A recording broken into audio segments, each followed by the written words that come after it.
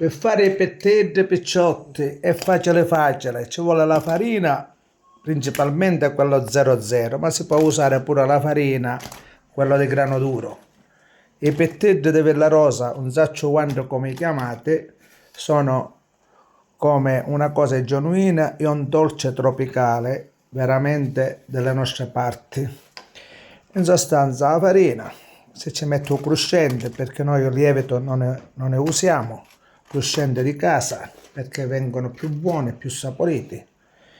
In sostanza, dopodiché la procedura che si fa dentro la padella, diciamo con olio, diciamo di semi, ma quello di arichite,